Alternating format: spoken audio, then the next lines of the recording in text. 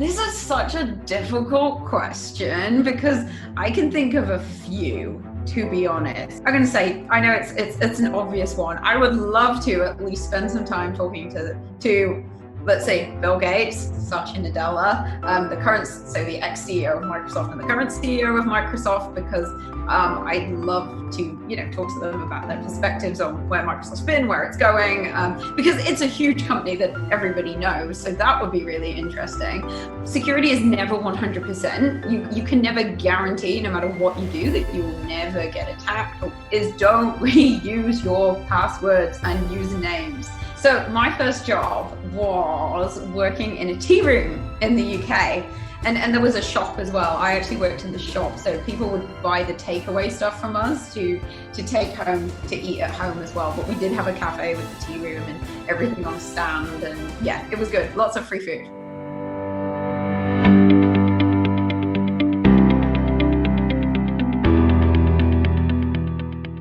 So welcome back, everyone. As you know, my name's Timothy McKay. We're here as part of the South Australian Cyber Edition program. And we're very lucky to be speaking today with Sarah Young, Azure Security Global Black Belt, Princess of Microsoft Azure Security, and lover of stickers. Welcome to the show, Sarah. Thanks for having me. So we try to do our research a little bit on OK RDY, and what we thought we'd do is start with an inspired internet deep dive. We'll kick off with 5 quick questions so that everyone can learn a little bit more about you, Sarah. Okay. So outside of tech, what do you like to do in your spare time? What are your hobbies, Oh, wow. Okay. Well, I guess recently a lot of people's hobbies have changed, right? I mean, I'm watching a lot more Netflix and playing a lot more video games than I probably did previously, but I did do that before. But I also realized that I spend a lot of time eating out, because that became very obvious when I was not able to eat out, how much time I spent eating out. And I like to scuba dive. That's something I really like doing. Obviously in nice, interesting, ideally tropical places. It's always a good excuse for a holiday. But I like to go for walks, or if you're in, I spend a lot of time in New Zealand, so we call it tramping, and nobody understands tramping unless you're in New Zealand. So, or walking, hiking, whatever you want to call it. So, that's what I like to try and do when I've got some spare time, and possibly when there's not a global pandemic on. So just so I know, because I didn't get that. So tramping is walking or hiking in New Zealand colloquially. In New Zealand, yeah. Right. Okay. That's good to know. We've got some friends that have just moved over there, so I'll make sure to use that when we get a chance to go and visit them. Yeah, you often get funny looks when people are not familiar with that phrase, because it does sound a bit strange. Yeah. Okay, so next one. As a self-described sticker obsessive, what's your favorite sticker and where did you get it? Probably my most favorite recent sticker was it's the Kubernetes logo with a goose on it, so the goose from the Untitled Goose Game, and that's given to me by a very prominent Kubernetes hacker called Coldwater. They're really, really cool, and I really love them, and they gave me that sticker, and unfortunately I've now changed laptops at work, so I stuck it on my old one. It's not the kind, sometimes you can pull stickers off and reapply them, but that one I can't, and I'm really upset. So I'm hoping, Ian, if you happen to watch this, when I see you next, please give me another Kubernetes Goose sticker, because I can't transfer it onto my new laptop and I'm quite sad. That must be one of the byproducts of us all working from home and that kind of stuff. Not as much swag these days. No, I think what I've noticed is a lot of people are now sending swag in the post. I know there are quite a few conferences that are sending swag in the mail to people. I've received some conference swag in the mail, and I've been posting people some stickers, which I do. I have a cool laser kiwi sticker for Azure Sentinel, and if you contribute to our GitHub repo, I'll post you a sticker. So, I think there are still ways to do swag, but I don't think it's nearly as easy as it was going to in-person conferences. Not at all. Well, I think the people that'll be innovative during this time are the ones that will stand out. So there you go. Join on to the GitHub. We can put all the links and everything in the description below. Yeah. So that leads in nicely to our next rapid fire question. So you've spoken at conferences all across the world. You know, travel is, you know, part of your daily life. I think I read somewhere that, you know, you're more likely to be found in an airport lounge somewhere in Asia or something like that. What do you miss most about traveling, and what could you share with us your number one pro travel tip? Yeah, you're right. And until about 3 months ago, you probably were more likely to find me in an airport lounge than anywhere else. Of course, not at the moment.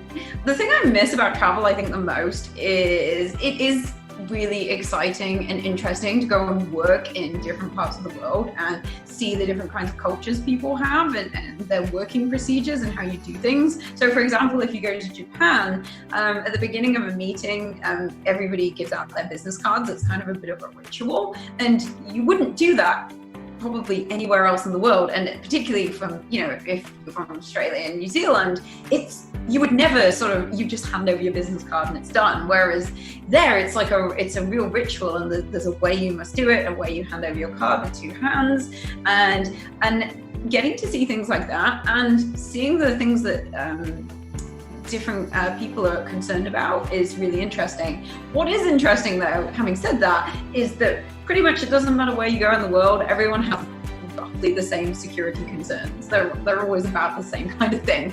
That's kind of universal, but I do like the opportunity to see how other businesses work, other types of organizations in different parts of the world. So, you know, I do miss that. I don't miss being on planes all the time though, because there's only so many movies you can watch. And I guess my number one travel tip is buy comfy clothes. Like, I just wear yoga stuff. I own loads of yoga clothes, and it's all for plane travel. None of it is for anything else. So it's all for you to be comfy in the airport or in the lounge or those types of things. It's not a hobby on the side where you're a closet yoga guru or something like that. No, it is really not.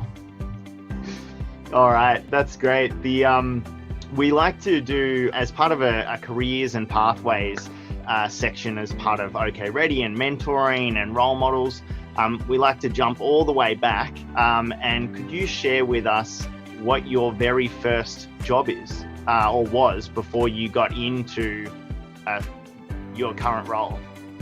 Yes. So my first job was working in a tea room in the UK.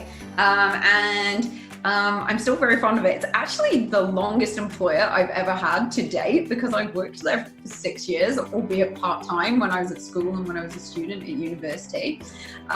It's a really famous, well, in the UK, it's a pretty famous tea room called Betty's. They have 6 branches across Yorkshire. And I basically worked in the shop and I served cakes. And I'm really good at tying up things with ribbons. And I have a thing about like placing cakes on stands even now. And I did that for quite a long time, like 6 years or so. And I got to eat a lot of free cake as well. That's pretty much why I took the job, because I like sweet things. And I did get a lot of cake, let me tell you. That's a good bonus perk. So was that like a high tea room type situation, or? Yeah. And there was a shop as well. I actually worked in the shop, so people would buy the takeaway stuff from us to take home to eat at home as well. But we did have a cafe with the tea room and everything on a stand, and yeah, it was good. Lots of free food. That's awesome. We'll go into your journey a little bit later. The final one for the rapid fire questions is, if you could name a dream mentor, anyone in the world, who would it be and why?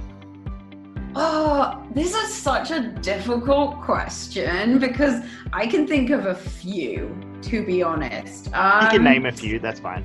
Name a few. I'm going to say, I know it's an obvious one. I would love to at least spend some time talking to let's say, Bill Gates, Satya Nadella, the ex-CEO of Microsoft and the current CEO of Microsoft, because I'd love to, talk to them about their perspectives on where Microsoft's been, where it's going, because it's a huge company that everybody knows. So that would be really interesting. But also, that's a fairly obvious one.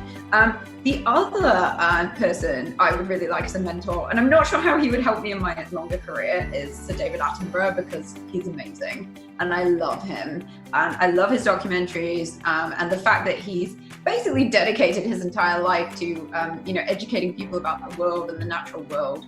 And he's still doing it now, and he's in his 90s, is just amazing. And I've just got a lot of respect for the guy, and I would love to spend some more time with him. What a great left of field mentor. I would have put even money on that you were going to go someone like Jacinta Ardern. Or I love Jacinta. I would love to sit down and have a cup of coffee and a cake with her, for sure. Like, I would not be turning down Jacinta as a mentor, that's for sure. Should put her, actually. That's a good one. We'll add her to your list as part of it. You can add her to my list, because I would definitely spend time with Jacinta. That's awesome. All right, let's go into the main questions now for Cyber Edition. So I'd like to go into your history a little bit. And speaking of history, you actually studied history at the University of Manchester, but as a professional, you worked based out of Australia, New Zealand, and Europe as a cyber and technology professional. How does that happen? How do you go from studying history into being in the role that you're in today? And what advice would you give to people considering entering into your field?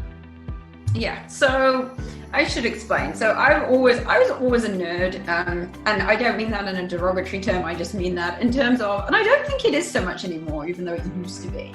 I'm a nerd, that's fine. Yeah, me too. I was always super interested in my tech, and I love doing all those kind of things. And when I was picking my university course, they said to me, my teachers, my parents were like, oh, maybe you should do tech. You should do tech or computer science or something like that. And because I was 17 and I knew better when I was 17, of course, I decided I didn't want to commit to doing computer science, because I knew if I did computer science for a degree, I would have to pretty much do that as my career. And I was a little bit unsure. So I picked a history degree. Now, probably about 6 months into my history degree, I regretted my choices, but if I'd have quit uni and started again, I would have, in the time I was studying at uni, they just tripled university fees, and I was in the last year of the cheap fees, and I didn't want to quit and start again and have to pay triple fees, which is why I just finished my degree. And it's not like I was failing it or anything, but yeah, it is a bit of an unusual degree to have. But as soon as I finished, I wanted to go into tech. I realized that the thing my degree taught me was that I wanted to work in tech, ironically being not a tech degree that taught me that, but there you go. So what I did was, because I had no work experience, and I messed around with tech all the time, so it's not like I didn't know, I knew things, but because I didn't have any tertiary qualifications, I wasn't really going to be looked at for grad programs and things. So I basically just went to see what kind of entry-level IT jobs I could get. My first IT role was just help desk. First line help desk, picking up the phone. I can remember people calling me saying, got a problem with my MPLS phone, and I was like, I have no idea what you're talking about. Actually, MPLS phone is totally not a thing, by the way, I've since learned, but it was just a VoIP phone which used MPLS. But anyway, and I didn't really understand like subnet masks or anything like that. And so in my first couple of years in tech, when I was in this help desk, I taught myself Cisco CCNA. I just found things online, and I did a lot of my own study. So I don't want to sort of give anyone the wrong impression, because I did do quite a lot of work in my own time to make up for that information that I missed. But because I had an aptitude and I was keen to learn, I got there. And then a few years later, I got onto a graduate program in London for Accenture. And that's kind of when I started doing big implementations as part of their thing. So I think for me, when people ask me, oh, well, you know, I don't have a degree in tech, or I don't have a degree at all, what do I do? To me, I think nowadays, even more so, there's so many free resources online that you can use to help educate yourself. There's so many community and open source projects that you could help contribute to. And even if you're not super technical, even if you like contribute to the documentation, or lots of projects will give good first issue. So if you're just wanting to get started, and normally these projects really need help. So, you know, if you want to help them, you can. And then, you know, when you go to an interview or something, you can say, look, I've done all of these things. So it shows some initiative, but you don't have to go spending hundreds of thousands of dollars, because, you know, often if you're starting out in your career or you're career switching, you probably don't have a ton of money to spend. Yeah, well, that's a really unique pathway through, and I'm sure that, you know, learning about everything that's gone on in different areas in history helps with you know, not to repeat the same mistakes in project management and all the different types of skills that you implement today. Was it ancient history, or what type of history did you do? There was some ancient and modern. I tried to skip the stuff in the middle because that was the stuff I don't like so much. Yeah, I like Roman, Greek. I did ancient Near Eastern, and then I did a lot of modern stuff as well. So sort of the last 100 years. But I can't remember very much anymore because it was a while ago. I actually recently had to get a transcript of my degree for some form I needed to fill in, and I didn't have a transcript of it, so I had to send off to my university to send me the transcript, and it had all the modules that I took, and it's been such a long time I couldn't even remember. So it was a good reminder for me what I actually took. A real blast from the past, I bet, when you're having to look at the different courses and units that you did. Some of it sunken in, no doubt. Oh yeah, definitely. All right, so next question. There's been a lot of commentary in the media about cyber attacks and hacking. As someone that lives and breathes technology, what do you do personally to make sure that your data is secure? So I think there's some really straightforward things you can do. I mean, the fact is, and we say this, you know, we say this all the time. I say, and everyone in security will say the same thing. You know, security is never 100%. You can never guarantee, no matter what you do, that you'll never get attacked or breached or anything, but it's all about minimizing the risk. So as an individual, the best thing you can do as an individual, in my opinion, is don't reuse your passwords and usernames, because if you look at the website, I'm sure lots of people who are watching this will be aware of Have I Been Pwned, the website that Troy Hunt makes, where you can put in your email address and it will search all the breach databases, all the databases of breaches, and see if your email has been included in a username and password breach. Because if you're using that username and password somewhere else, it doesn't even have to be the site that's been breached. If you're using that somewhere else, then someone, if they get that breach from the dark web, can just replay that exact creds, and you're just making it easy for them. There's like no effort involved there. So, you know, as a individual, the best thing you can do is not reuse username and passwords. In order to do that, because we know it's hard, you know, use a password manager of some description to save your passwords. They'll also generate them. There's loads of them out there, so you know it doesn't matter which one you use, just get one. And even better, always turn on multi-factor authentication if it's available. I know not every single system has it as an option, but where it does, turn it on, because research shows that something like 85% of breaches wouldn't happen if MFA was turned on. So, you know, it's pretty hard. It's not 100%, but it massively reduces it. And then even better, and this is even harder, and is if you don't use passwords at all. Like you should be using other forms of authentication. So like a token, like facial recognition, etc. Now, the reality is most things that you log into, your banking or e-commerce, whatever it is, they probably don't have all of that yet. But everything that's available, you should use it, because that is by far and away the best things you can do for, let's call it personal OPSEC. The other obvious ones, of course, are not posting loads of your information online. Don't overshare online. I know it can be really hard, but like, don't tell people you don't know exactly where you live. Like, just say the country or maybe the city. Don't tell all and sundry, if you have a public Facebook or Twitter account, that you're on holiday and if they can work out where you live. Like, it's some common sense stuff, but it's easy to forget. So I think, and we always say this in security, always come back to the basics. If you get the basics right, you've covered a heck of a lot of ground. Like, you really have. So, again, no guarantee, but, you'll definitely get rid of a lot of stuff, because most attackers, people who are like looking to, steal your personal details, or ultimately, usually when it's a personal individual attack, they're probably looking to make some money in some way, shape or form. They're looking for the easiest target, low hanging fruit. So if you make it more difficult for them, they'll probably just move on to the next person. Yeah, I mean, those are some great tips from, some practical stuff. You can have a look at some of the services that are available that can help you out. And then as more and more applications and platforms and, social media sites and the like become more and more conscious about security, I'm sure that we'll see multi-factor authentication, become the standard for every single thing if it's not in your applications already. So check it out. Yeah.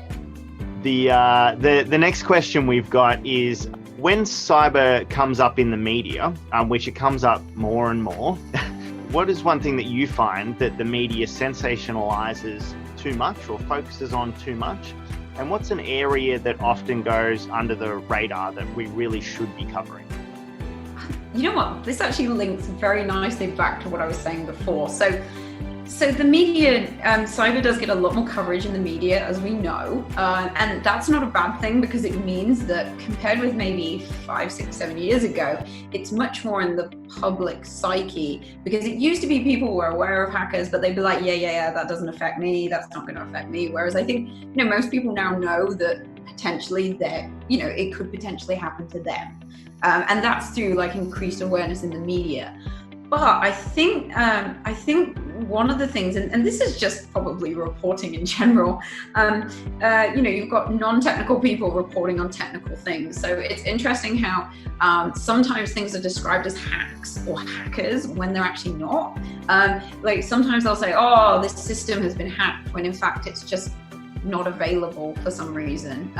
And obviously sometimes unavailability can be a hack if it were a DDoS attack. But sometimes I have seen news reports are saying, oh, this thing's been hacked. And if something's not available, the media often jump to it and go, it's been hacked, before they have any idea of what's happening to it. Which, again, it shows that it's more in the public psyche, and it might be a hack. But there's definitely been some things that have been reported as hacks when they're not. The other thing, so I think what frustrates me as a technical person is the fact that the general reporting on cyber attacks can be quite technically inaccurate, but I'm sure that any expert in their field probably reads more general news articles, from the ABC, the BBC, whoever, and it's just like, that is not really that accurate. So I'm not sure that I actually am probably that different to any other professional in their field. The thing though that I think we don't talk about enough, which is what I was saying before, is security hygiene, okay? It's because it's not very exciting. So good security hygiene will eliminate so many problems. Like, again, it won't get rid of everything, but, and the ASD, the Australian Signal Directorate, say this in the Essential 8, that basically doing good security hygiene, like not having the same passwords. I mean, that's on an individual level, but like on an organization level, keeping your patching up to date, making sure that all your programs are up to date, your servers are patched, whitelisting applications, they're just, they can get rid of the majority of problems.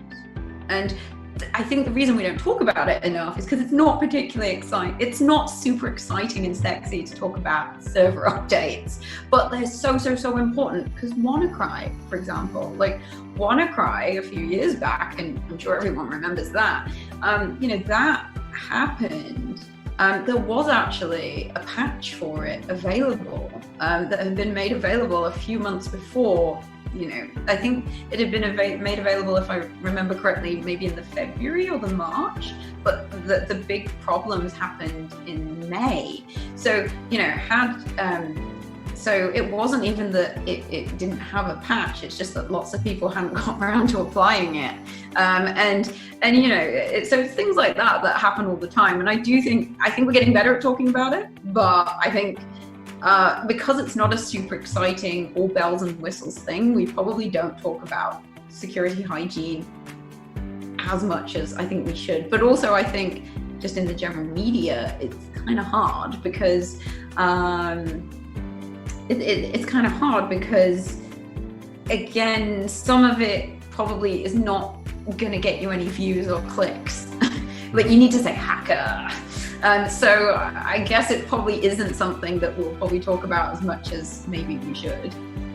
Yeah, I mean, they could say prevent hacking, and it's still got the kind of, the name in the title, but it's certainly, to me, when I'm hearing the Q&A from the experts, the talking heads, in response to when these things happen or there's particular reports about it, the experts, the thing that keeps coming back in my head is that they say patch. It seems to be the number one thing. So, as part of the security hygiene side of things, it definitely seems like it should be, whether it's at the university level or in small business courses or in a open-ended enterprise, situation. It's the security hygiene, how to upskill the staff in businesses, and having some of those materials available like the ASD has and that kind of thing. So, while they're sensationalizing it in a lot of ways, if we get a percentage of those people that are interested in it from the sexy hacking side of things clicking through to ASD and educating themselves or sharing that hygiene material with their staff, we get closer and closer, I guess, to preventing the majority of basic things. So, next question. You've recently become the co-host of the Azure Security Podcast, and we'll put the links to the podcast below. I think you're up to episode 5 at the moment. There's 4 published, and there's some really interesting content in there. And you've done that with some of your Microsoft colleagues. Similar to us, this is our first YouTube series, those types of things. Yeah. There's lots of trials and tribulations that go along with that. Could you tell us a little bit about the podcast and what people or listeners can expect, and how you found the experience creating that so far? Yeah, I was very fortunate to get asked to take part in it by one of my colleagues. Essentially what we do is it's about 35 to 45 minutes usually. We do it once every other week, so twice a month. We basically just go through the Azure security news that is pertinent within the Azure Microsoft environment. And then we reach out to our contacts in the Microsoft world. Sometimes, at the moment, everyone's been internal for Microsoft, but we've got some external people coming up too, just to talk about something interesting in the Azure security, in the Azure Microsoft security environment, because it's a big beast. And even if you work for Microsoft, it can take a while to get your head around it. And as with all cloud services, everything's changing all the time. So it can be really hard to keep up to date with how features change and evolve. So, and we have an Azure podcast as well, which is more generally Azure, and they have an even bigger scope of things to cover. So we decided that we'd do sort of a more focused one specifically on security. And all 4 of us who host the podcast are people who work for security in Microsoft in different areas of the business. So the idea is just to give people a quick update on what we think is most notable that's happened in the last couple of weeks in terms of features, and then to dig into some more depth with one of our guests about how what feature or product like they're really interested in or they work on, and what people can expect coming up, because cloud is always changing, really difficult to keep up. That's great. I think it's really good. And as I mentioned, we'll put those links below. On the actual podcast itself and doing that and recording and interviewing, I know you've got a lot of experience kind of speaking on stage, but how have you found actually participating in and creating content? It's definitely different to speaking, because we're doing it, obviously there's 4 of us who host the show, and then we have to get guests, and we also have to curate the news and find that. So there's actually a lot more work that is done before the recording. The recording's kind of the easy bit, I guess. Of course, because we're recording it online, you can sometimes have issues with bandwidth. And I know I've just bought a very flash microphone because, well, it's reasonably flash microphone, because of course, you know, your inbuilt speaker isn't a microphone, and a laptop isn't the best. And you know, podcasts, I think sort of back in the day, people could tolerate quite bad noise quality on podcasts, whereas nowadays I think people are much less tolerant of that. So you know, we've all kind of had to up our home office recording game a little bit, so people can get good sound. But it's definitely been different, and I really enjoy it. I guess shout out to Michael, who probably does more work than anybody on that, Michael Howard. But I'm very grateful for the opportunity to get to do it. And it's still early days, and we say to everyone, like, please tweet us or message us or email us with feedback, because we kind of don't know what we're doing either. So we're pretty open for feedback, constructive feedback. And but it's been really great so far. And you know, I've been listening to them as they've gone on, and I think we're getting better. We'll get better, we'll keep getting better as well, hopefully. Yeah, that's awesome. And I can certainly relate as part of, you know, starting something like that and going through it. We stupidly went in and decided to do YouTube videos. So we've got the video and the audio component to challenge ourselves, I guess. But the podcasting sounds great. So final question for it. So late last year, you won the category of Security Champion, which I don't know if that came with a hat or something, but at the Women in Security Awards. So I just wanted to know how you felt when you won that award, because you're up against some amazing people as part of that, and what impact, if any, has it had on you going forward? Well, I have to say, genuinely, and one of the people I was sat with at the table when they announced my name, because I genuinely didn't think I was going to win an award. I've never won an award in my life. And so I really wasn't expecting it. And the video that my friend took of me is actually very funny, because I was like, what?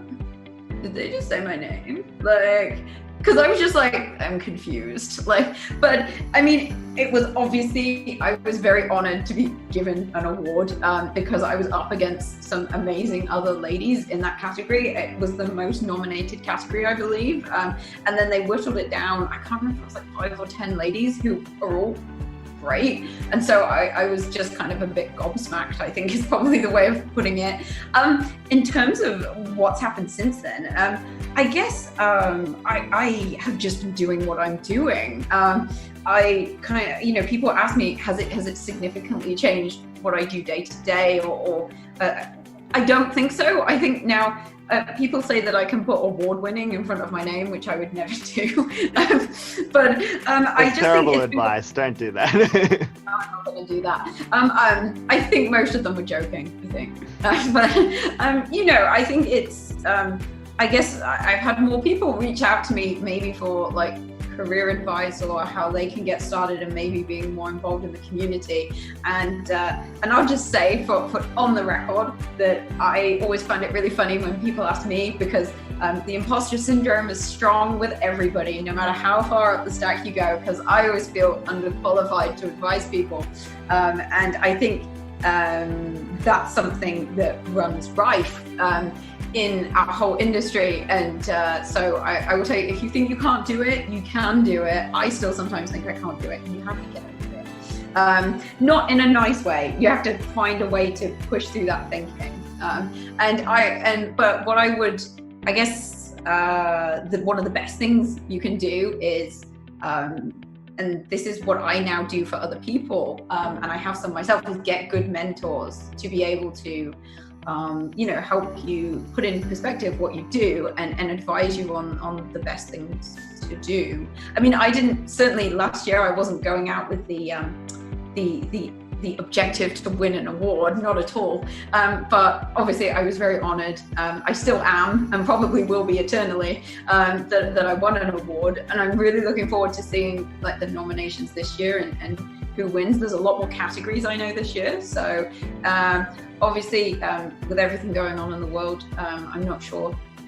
Hopefully it'll get to be held in person as well, but nevertheless, I'm sure it's going to be amazing. However the awards turn out.